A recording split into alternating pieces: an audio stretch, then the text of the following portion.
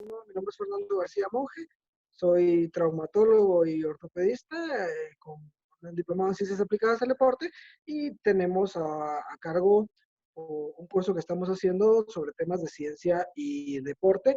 El día de hoy vamos a hablar un poco de la fisiología del sistema musculoesquelético y vamos a hacer un pequeño repaso cuando hablemos de esto del tema de la semana pasada para que vayamos viendo de una vez que todo va pues bien relacionado. Buenas tardes tengan todos.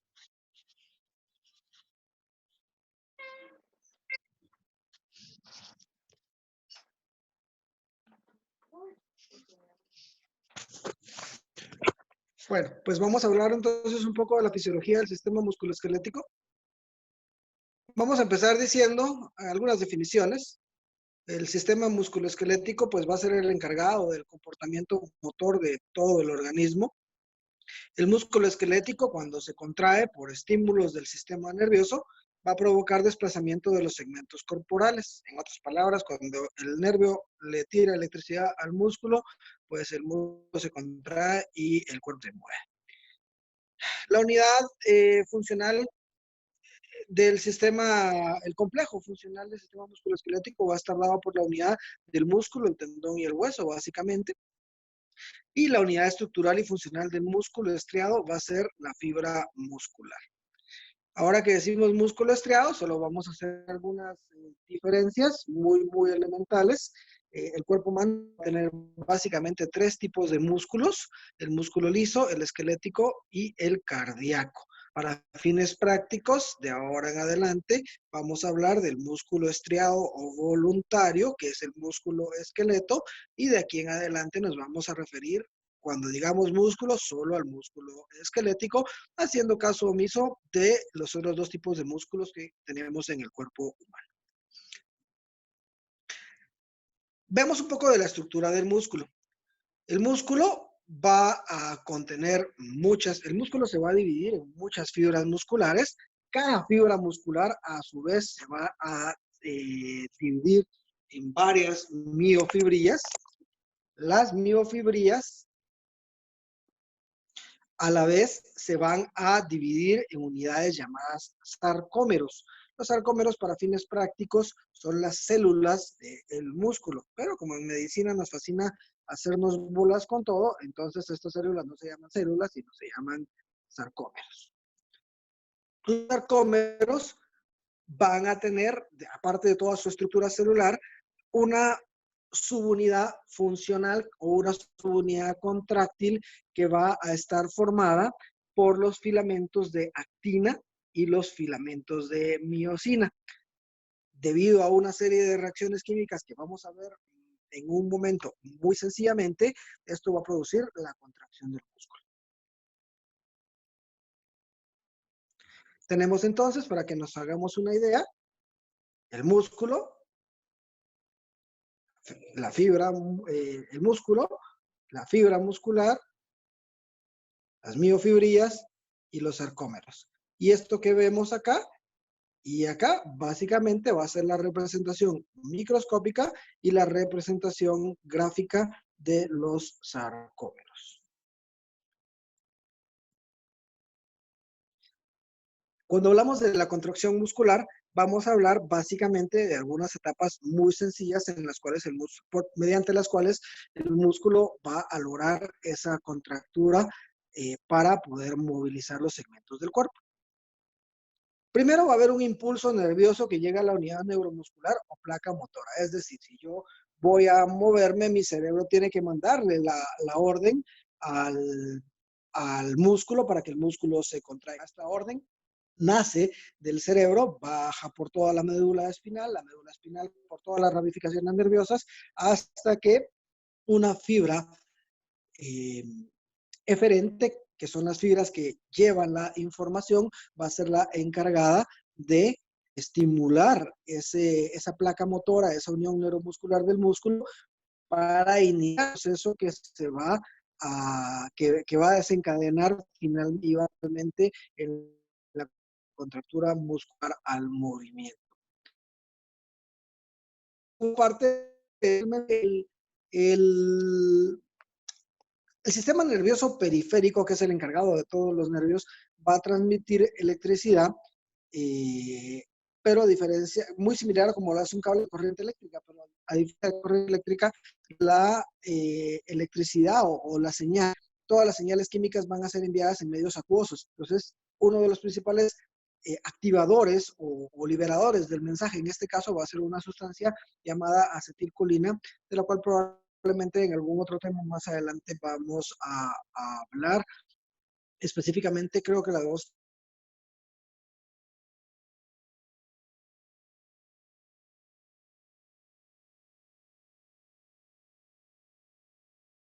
me voy a detener un poco a quienes sean médicos. Tal vez vamos a recordar un poco de biología de quinto curso. Eh, tiene una membrana, es lo que la delimita. Deja pasar,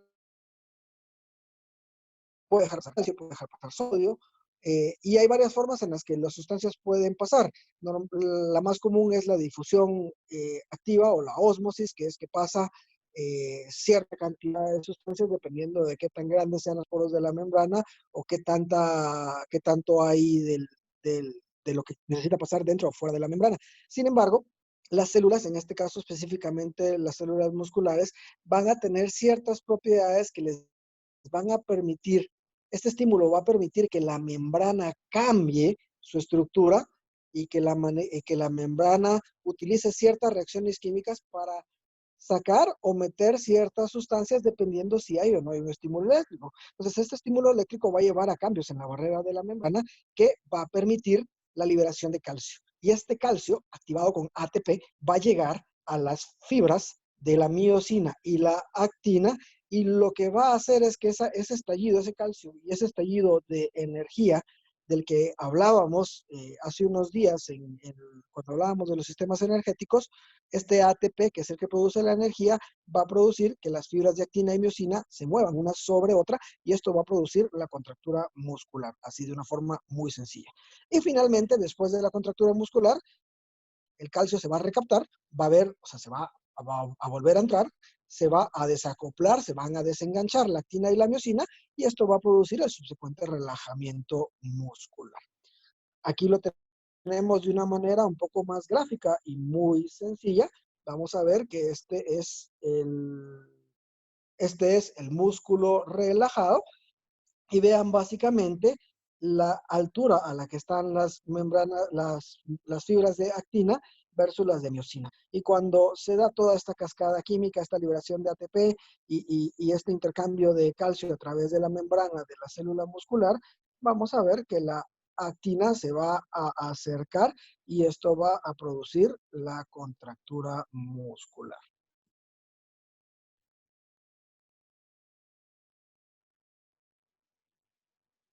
Denme un segundo que no logro dejar. Denme un segundo, perdón.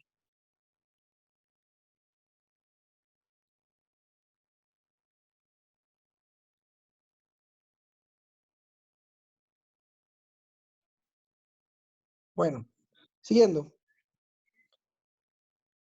Dijimos que la unidad es la fibra muscular, y para complicarlo todo un poco, pero para hacerlo más interesante realmente, vamos a ver que en el cuerpo humano van a haber diferentes tipos de fibras musculares. No todas las fibras musculares van a ser iguales, van a tener distintas características, y las características que van a ver ustedes ahorita nos van a llevar al tema de Fernando, no se miércoles. escucha.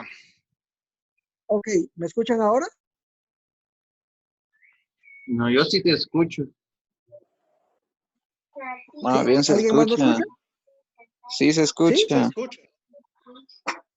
Sí se escucha. Ok, perdón. Bueno, muy bien. ¿Seguimos? Bueno, entonces, lo que les decía, que cuando veamos el tipo de fibras musculares, vamos a entender más todavía la importancia de la charla anterior. El primer tipo de fibras va a ser las fibras tipo 1. Estas fibras van a ser de contracción lenta, van a ser pequeñas y van a trabajar de forma aeróbica. ¿Ok? Las fibras tipo 2A, hay fibras tipo 1 y tipo 2. Y las tipo 2 Originalmente las habían descrito solo en 2 tipos. Luego se dieron cuenta que realmente son 3 tipos y lo que hicieron fue, en lugar de poner 1, 2 y 3, subdividirlas en 1, 2A y 2B. Entonces, así quedó la clasificación. Pero bueno, las fibras tipo 2 van a ser mucho más rápidas, van a ser más grandes y van a ser anaeróbicas lácticas. Regreso en un rato a esto. Y las fibras tipo 2B van a ser las más rápidas, las más grandes y anaeróbicas alácticas. Vamos a recordar estos 3 conceptos que vimos el día miércoles. El sistema anaeróbico aláctico, habíamos dicho que es aquel que nos puede dar energía más o menos entre 15 y 20 segundos, que va a estar dado por el ATP, que es la moneda energética que hay en la célula, los ATPs que hay de reserva en la célula, que se producen por la fosforilación oxidativa cada vez que la mitocondria respira en la célula, y por otra molécula que se llama creatinfosfato. Estas 2 moléculas van a producir energía sin realmente producir ninguna sustancia química de desecho que haya que reciclar inmediatamente, y van a producir una explosión grandísima de energía, pero por un periodo corto de tiempo. Cuando se acaban estos 15 o 20 segundos, pues necesitamos utilizar y queremos mantener una intensidad grande, hay que bajar la intensidad porque ya no alcanzan los ATPs. Y entonces lo que empieza a hacer el cuerpo es que agarra la glucosa y sin oxígeno es capaz de reciclar ATP, pero necesita usar 2 ATPs para producir 4 ATPs. Entonces, estos ATPs, estas glucosas, conforme se van acabando, como no hay oxígeno que las recicle, van formando lactato. Y cuando llega suficiente lactato, cuando se acumula demasiado lactato, el lactato bloquea casi todas las reacciones químicas importantes para el trabajo y entonces sobreviene la fatiga. Entonces, estas fibras tipo 2, que van a ser anaeróbicas lácticas, es decir, van a depender de la glucólisis, de la forma en la que la glucosa produce ATPs o energía sin oxígeno, va a ser característica de las fibras tipo 2A. Y las fibras tipo 1, que son las aeróbicas, ya habíamos dicho que todo entrenamiento aeróbico o todo trabajo aeróbico va a ser aquel que tenga presencia de oxígeno para consumir como principal mecanismo de energía la glucosa o las grasas cuando las reservas de glucosa ya se están acabando o después de ciertos tipos de entrenamiento.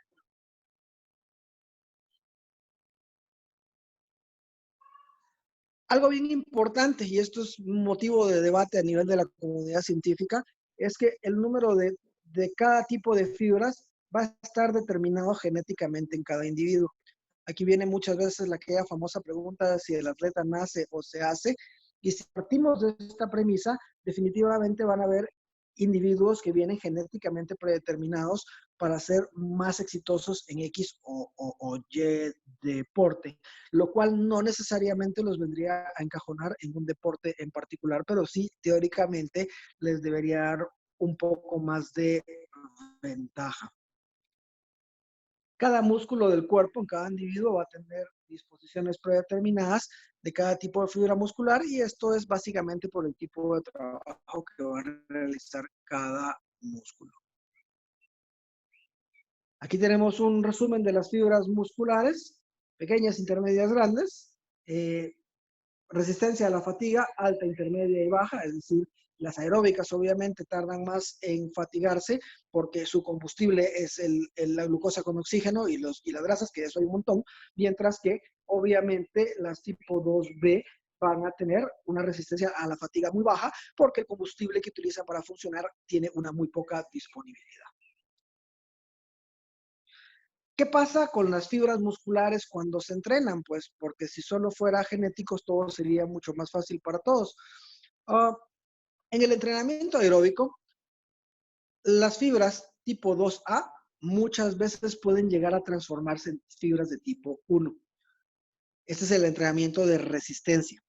En el entrenamiento anaeróbico, las fibras no se pueden transformar. Las 2 seguirán siendo 2 y la 1 seguirá siendo 1, ahí no hay ningún cambio, pero todas las fibras tipo 2, tanto las 2A como las 2B, van a tener un aumento en el tamaño, es decir, van a sufrir una hipertrofia y es bien importante. Si alguien pregunta por ahí, ¿qué pasa cuando el músculo crece? ¿Es porque hay más músculo? No, es porque el músculo agranda su tamaño. Las fibras musculares no se reproducen, salvo en condiciones patológicas, bajo ciertas enfermedades. En términos generales, lo que se produce es una hipertrofia, un aumento del tamaño de la fibra muscular y un aumento en su metabolismo que, como vamos a ver más adelante, cuando ya hablemos de ciertos entrenamientos específicos, va a producir que la fatiga sea más lenta y la recuperación mayor. Hablamos un poquito de la unidad motora, que es de lo mismo que venimos hablando. Solo es mencionar que cada tipo de fibra va a tener un tipo de neurona que la activa. La neurona S a las 1, las FF, esto no importa realmente, es solo cuestiones de ejemplificar para que vean que cada quien tiene su unidad neurona diferente. Y lo único importante de esta es entender que no importa que la contractura muscular sea aeróbica o anaeróbica, el músculo siempre va a reclutar primero las fibras más pequeñas, luego las medianas y luego las grandes. La diferencia es que cuando es algo aeróbico, se va a quedar con las pequeñas y no va a reclutar a las demás, y en un grado tan alto, y cuando es trabajo anaeróbico se va a dar cuenta que necesita más potencia y va a reclutar inmediatamente las otras fibras. Entender un principio que se llama el principio del todo o nada, cuando empieza ¿cómo se llama? La contractura muscular, es una cadena la que se va a hacer, y la primera fibra muscular o la unidad motora va a reclutar cierto grupo de fibras musculares y no puede reclutar solo una o dos, va a reclutar grupos bien marcados y dependiendo de la intensidad de la contractura que se necesite, va a reclutar más o menos grupos de fibras musculares. Repasamos entonces los sistemas. Anaeróbico láctico de 0 a 20 segundos, anaeróbico láctico de 20 a 90 segundos y aeróbico de 90 segundos en adelante. Esto que se les quede porque lo vamos a tocar en casi todos los temas. Luego pasamos a hablar un poquito de la fatiga muscular.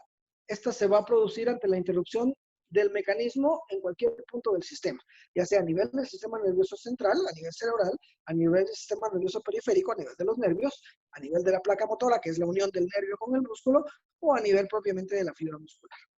Esto puede deberse a factores psicológicos, a la disminución del glucógeno muscular y glucosa sanguínea, por lo que platicábamos la vez pasada, se acaba la gasolina, y es lo que hablábamos la clase pasada de cuando alguien está haciendo una maratón.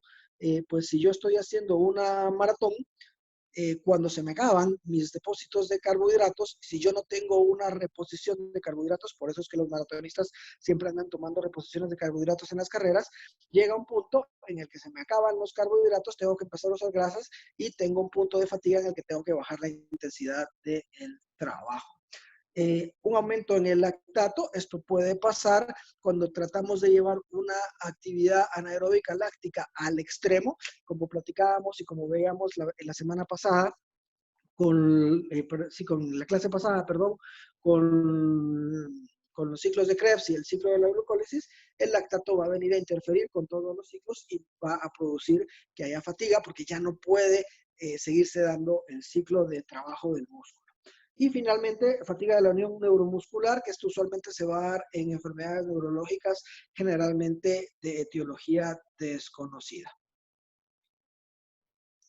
Vamos a hablar, finalmente, para terminar con el músculo, pasamos a las articulaciones y ahí terminamos, de una característica muy importante que va a tener el sistema musculoesquelético. Especialmente vamos a hablar que esta característica es propia de los músculos, de los tendones.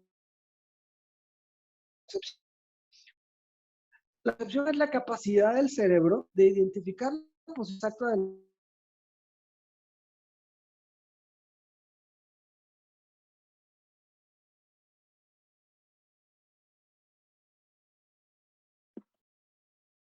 No se escucha, Fernando. ¿Me escuchan? Ahorita sí se escucha. ¿Me escuchan? Sí, ahorita ya se escucha.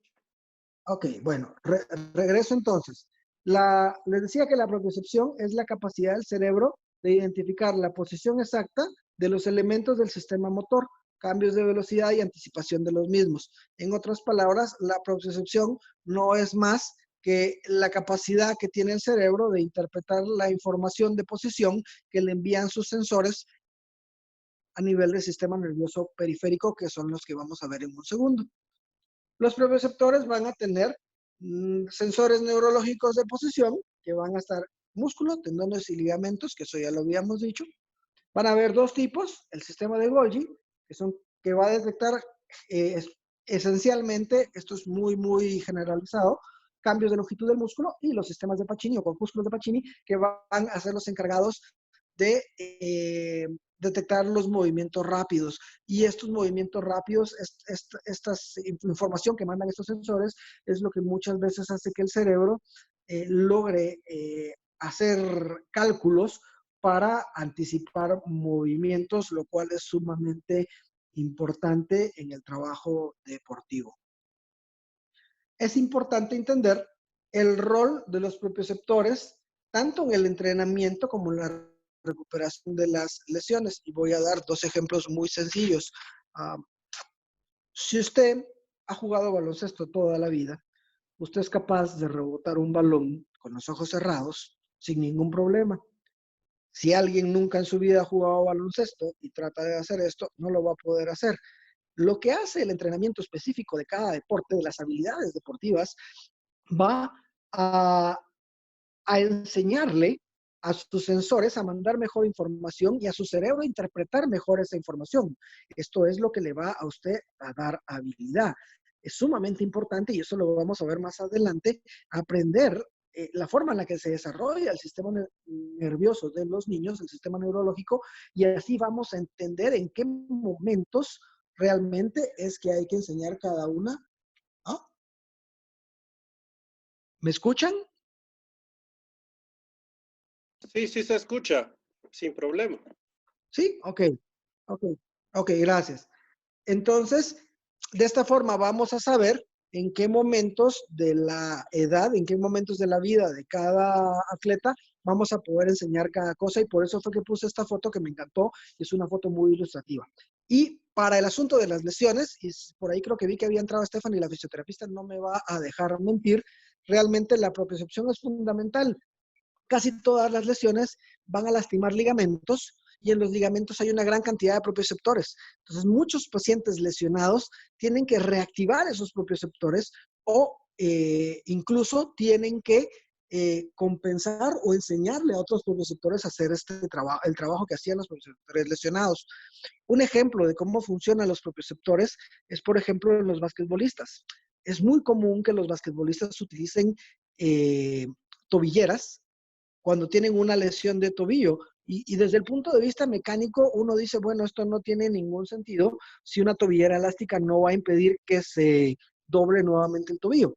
Sin embargo, esas tobilleras que están ajustadas van a activar otros sensores neurológicos, que son los varoreceptores, que son los receptores que le indican al cerebro la presión que se está ejerciendo sobre cada unidad de piel. Entonces, al estar activados estos varoreceptores con la tobillera, el cerebro va a tener un poco más de información de ese tobillo que del tobillo del otro lado. Obviamente esto deja de hacer sentido cuando es bilateral. Bueno, y finalmente vamos a hablar un poquito ya, para no aburrirlos más, de las articulaciones y los huesos.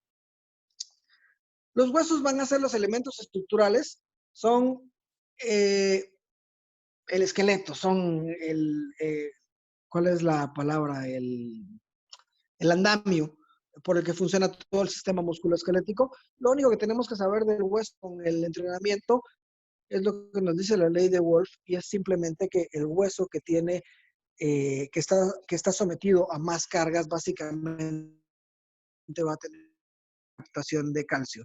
Por eso es que cuando ponemos yeso, por eso es que cuando una persona es sedentaria, usualmente el hueso va a ser más osteoporótico, es decir, va a tener menos calcio de lo que debería tener, y esto lo vuelve un hueso más frágil. Es lo único realmente que creo que vale la pena desde el punto de vista del hueso. Las articulaciones, esos ya son otros 5 pesos, son estructuras de una ósea, pueden ser móviles, semimóviles e inmóviles, y nosotros nos vamos a centrar básicamente en las articulaciones móviles, que son las que nos van a dar la mayor cantidad de qué hacer en el ámbito del deporte. Las articulaciones móviles van a ser la estructura mecánica, funcional y sensorial por excelencia del atleta. Entre más móvil es una articulación, más tiende a depender de los ligamentos que de los huesos. Vamos a ir viendo en cada articulación conforme vayamos viendo las lesiones y biomecánica de cada una. Pueden haber estructuras fibrocartilaginosas.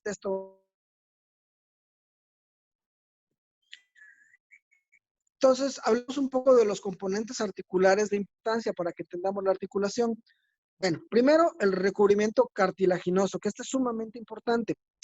Las articulaciones tienen un tiempo de vida muy grande. Son piezas que se mueven, que están sujetas a desgaste, pero que pueden vivir hasta 70, 80 años sin tener un desgaste significativo.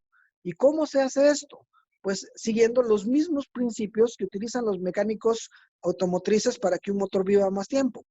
Necesitamos que la fricción sea la menor posible y que el desplazamiento sea solo en ciertos movimientos y que no haya desplazamientos demasiado grandes de ambas piezas. Entonces, lo primero es el recubrimiento cartilaginoso, que es una estructura sumamente lisa que va a reducir la fricción de una manera sumamente importante. Toda articulación va a tener una bolsa que la envuelve. Esta bolsa está formada por llamado tejido sinovial, que es importante porque en muchas lesiones, como vamos a ver más adelante, en donde algunos terminan, realmente solo es una sinovitis, el tejido sinovial.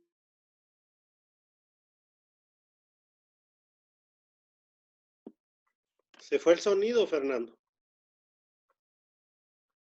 ¿Ok? ¿Dónde se quedaron? En el recubrimiento cartilaginoso. Ok, entonces hablábamos de que el recubrimiento cartilaginoso es la estructura sumamente lisa que va a tener la articulación para reducir la fricción y que haya menos desgaste. Aparte va a haber una membrana sinovial, que es esta que dibujé acá, que es la que delimita la articulación, y como la articulación, el cartílago y muchas veces las estructuras fibrocartilaginosas producen un líquido sinovial que es el lubricante que disminuye más la fricción todavía, la membrana sinovial es la bolsa que no deja que el líquido se salga de ahí. Esta bolsa a veces es importante porque muchas veces muchos atletas, sobre todo lesiones de tobillo, que tienen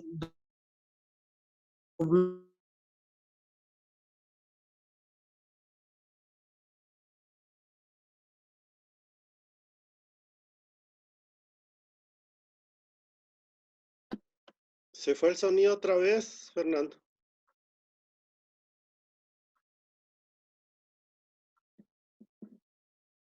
No se escucha. pero esto lo vamos a ver en cada articulación. El sistema ligamentario con propioceptores, que ya lo habíamos hablado, son tres cosas los que hacen que una articulación viva tanto tiempo. El cartílago liso, el líquido sinovial que produce el cartílago y a veces los meniscos o las estructuras fibrocartilaginosas, y el sistema ligamentario que no deja que la articulación se mueva más allá de los planos para los que está hecha. Cuando los ligamentos se rompen, generalmente la articulación se mueve excesivamente de un lado para otro. Esto produce una luxación, lo cual amerita regresar el hueso a su lugar, pero cuando hay lesiones que producen inestabilidades parciales, sobre todo esto pasa en el tobillo o en la rodilla, por ejemplo, cuando se rompe el ligamento cruzado, cuando estas lesiones no se tratan, los desplazamientos de movimiento son mayores y entonces hay un desgaste mucho más rápido de la rodilla. Y esto es bien importante saberlo porque básicamente cualquier lesión ligamentaria crónica de tobillo o rodilla debe ser reconstruida. Tenemos además estructuras óseas estabilizadoras, puse el tobillo de ejemplo, porque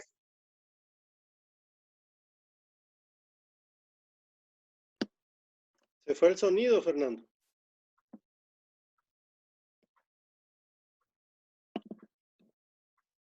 No se escucha. el tobillo que hay que armar y ponerles tornillos y todos son de las más comunes. Se fue el sonido, Fernando, desde que estabas hablando de las estructuras estabilizadoras. Ok, de las estructuras óseas estabilizadoras. Sí, correcto, ahí se perdió el Ok. sonido. Bueno, ya, pues después de esto no dije mayor cosa, solo que las estructuras óseas estabilizadoras, como en el caso del tobillo, no son más que fragmentos, segmentos de hueso que van a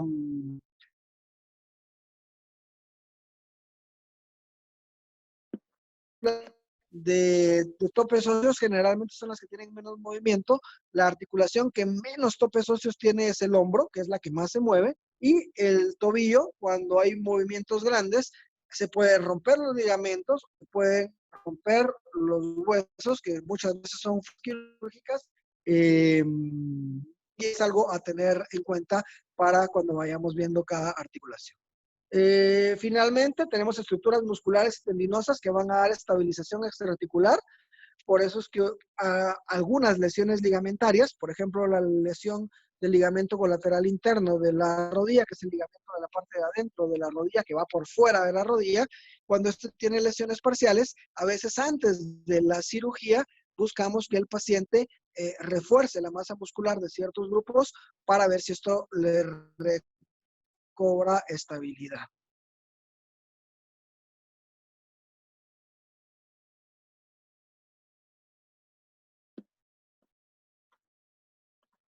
Fernando no se escucha. Producción de líquido sinovial, hay un aumento de las cargas de cartílago. Se perdió el sonido, Fernando, no se escucha. No sé. ¿Me escuchan? No, se perdió el sonido Ok. desde hace ¿Ahora? 30 segundos. Ahorita se escucha. Ok. ¿En qué te quedaste? ¿En dónde se quedaron? Cuando estabas terminando el slide anterior y hablaste de la estabilización ósea y tendinosa muscular, en el Ok. siguiente slide ya no se escuchó. Ok. Se escuchó, este slide sí. Ok. Bueno, solo estamos terminando con los efectos de la actividad física en la articulación. No hay mucho, creo que lo pueden leer si se me pierde el audio. Va a aumentar la producción de líquido sinovial, aumenta las cargas del cartílago, hay hipertrofia, aumento del tamaño de los ligamentos y de la fuerza, e hipertrofia de los músculos y tendones estabilizadores. ¿Me escucharon hasta ahí? Sí, se escuchó bien. Perfecto. Pues regreso. Vamos a liberar ahorita para que puedan activar sus micrófonos y ya puedan hacer sus preguntas. Ya está libre para que quien quiera preguntar algo, solo libera su micrófono y pregunta. ¿Qué tal? Muy buenas tardes. Mi nombre es Visu Samayoa. Actualmente soy interno y tengo una pregunta con respecto al tema de los tipos de fibras musculares que hay. Usted mencionaba que las fibras 2A pueden llegar a transformarse o convertirse en fibras tipo 1. Correcto. ¿Verdad? Y que las tipo 1 no se pueden transformar en tipo 2, pero las que previamente eran 2 y se transformaron a 1, ¿pueden revertirse otra vez? Teóricamente sí, pero no en su totalidad. Ahí está el catch. Obviamente, mira, todo esto son resultados de estudios de biopsias. Entonces, realmente es difícil que vos vengas y agarres un atleta y le tomes una biopsia ahorita, una biopsia en 2 años y una biopsia en 5 años. O sea, que se deje es bastante difícil. Entonces, estos estudios tuvieron mucho auge a finales de los 90 y casi todas estas conclusiones no han variado en los últimos 20, 30 años porque vienen en base a estos estudios. Teóricamente sí, pero se supone que no en la misma proporción ni en el mismo rate, ¿cómo sería? En la misma proporción que se hizo inicialmente. Ya, gracias. No sé si eso contesta tu pregunta. ¿Ah? Sí, gracias.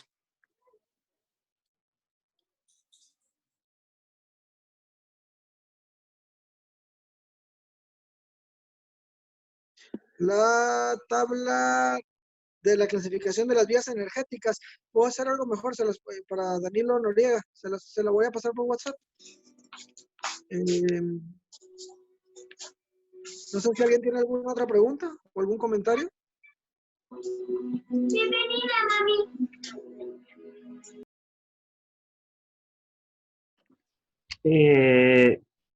Una pregunta, ¿qué ejercicios son recomendables para recuperar una cavidad sinovial que no está produciendo el suficiente líquido sinovial?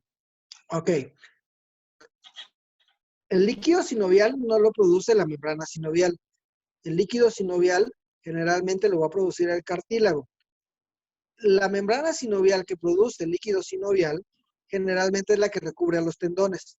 Ahora, cuando estás hablando de una articulación que produce menos líquido sinovial, estás hablando de una articulación que tiene artrosis o artritis. Realmente los términos son sinónimos. Entonces, el problema con las articulaciones artrósicas o articulaciones desgastadas es que el cartílago no se regenera. Entonces, no importa qué medicamentos, no importa qué ejercicios, no importa lo que hagas, cada vez se va a producir menos líquido sinovial. ¿Por qué? Hay menos cartílago. Esto hace que la superficie sea más rugosa y menos lubricada. Esto hace que haya cada vez más fricción y esto hace que la articulación se acabe. Esta es la razón por la cual, por ejemplo, los futbolistas como Batistuta, que se quitaron los meniscos porque les molestaban y no les importaba la función de absorber y la función que tenían con su cartílago, tempranamente se quedaron sin rodillas y terminan en algún tipo de prótesis. Cuando hay menor cantidad de cartílago, realmente lo único que se puede recomendar es evitar el ejercicio de impacto y generalmente los terminas o montando a una bicicleta o nadando. Y ahorita tengo de ejemplo al hermano del doctor Rodríguez que tiene un tobillo artrósico desde hace como 10 años y esto es lo que hay que hacer cuando es muy severo el caso. Cuando está empezando, pues hay que darle seguimiento. Hay algunos medicamentos que pueden o no pueden funcionar, como el famoso, la famosa glucosamina, que tiene demasiados estudios contradictorios, pero básicamente, si ya realmente hay un desgaste articular y hay menos líquido sinovial, es muy poco lo que se puede hacer. No sé si por ahí va tu pregunta.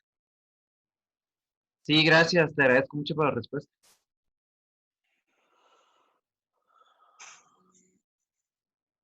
Hola, Fernando. Ok, sería bueno que compartieras diapositivas o material de estudio, Raluco, con mucho gusto. En el transcurso de estos días voy a empezar a pasar todos los cuadros que he pasado. Creo que les puedo pasarlas, es mucho más fácil para mí pasarles las charlas también completas para que las tengan en PowerPoint. No sé si WhatsApp aguanta PowerPoint, yo creo que sí. Que en archivos de PowerPoint creo que sí se puede, ¿verdad? Sí, Sí, no está bueno. sin problema. Bueno, ¿alguien más? Fernando, te habla Vinicio. Hola, Vinicio, ¿cómo estás? Bien, miramos, te felicito. La verdad es que la charla que nos diste fue muy, muy bien expresada. No creo que se ve que le tomaste mucho, mucho tiempo y esmero y para mí quedó todo muy claro. Te agradezco mucho por la excelente Gracias, charla que nos Vinicio. diste el día de hoy. A todos los demás les presento al doctor Vinicio León, él es traumatólogo, también tiene una especialidad en trauma del deporte y pues más adelante le vamos a estar viendo la cara con algún par de los temas de lesiones. Solo les quería recordar, si me pueden hacer favor, de la charla del otro miércoles. Es particularmente importante porque la va a dar la doctora Gloria Vargas. La de las clases miércoles podría ser martes o jueves, lo podemos discutir sábados, pero la del miércoles ya no la puedo mover. Y esta clase es bien importante porque empiezan nuestros colaboradores extranjeros. Entonces, entre más gente tengamos, pues va a ser mejor. Esta es una charla que a mí me gusta mucho, que es una charla de la mujer y el deporte. Va a ser con la doctora Gloria Vargas, que es la deportóloga del Fútbol Club Pachuca, en el estado de Hidalgo, allá en México. Para los que, pues yo no sé mucho de fútbol, tuve la oportunidad, no me gusta el fútbol, pero tuve la oportunidad hace unos años de ir porque el doctor León me invitó, Vinicio me invitó, y la verdad es que yo no he visto ni en Europa, en el lado de balonmano, que es lo que nosotros conocemos, que conocemos varios de los mejores semilleros del mundo de Europa, ni en Europa he visto un semillero tan bien hecho, ni tan científicamente bien llevado como el semillero del Pachuca. Entonces creo que esta doctora, que es una doctora joven, le podemos sacar bastante, y lo que yo quiero es que se pique con esta charla para que nos dé por lo menos 2 más. Entonces les agradezco si pueden compartir el link cuando lo pase y no faltar. Y no sé si alguien tiene algún otro comentario, si no creo que la dejamos ahí.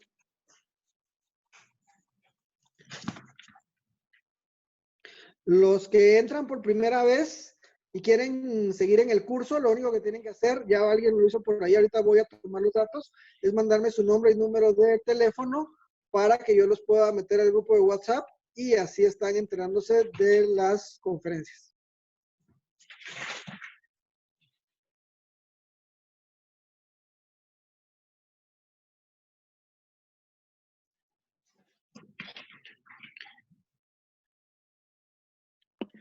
Bueno. Muchísimas gracias a todos. Voy a cerrar ya mi micrófono y mi cámara solo para quedarme guardando los teléfonos para subirlos. Que tengan muy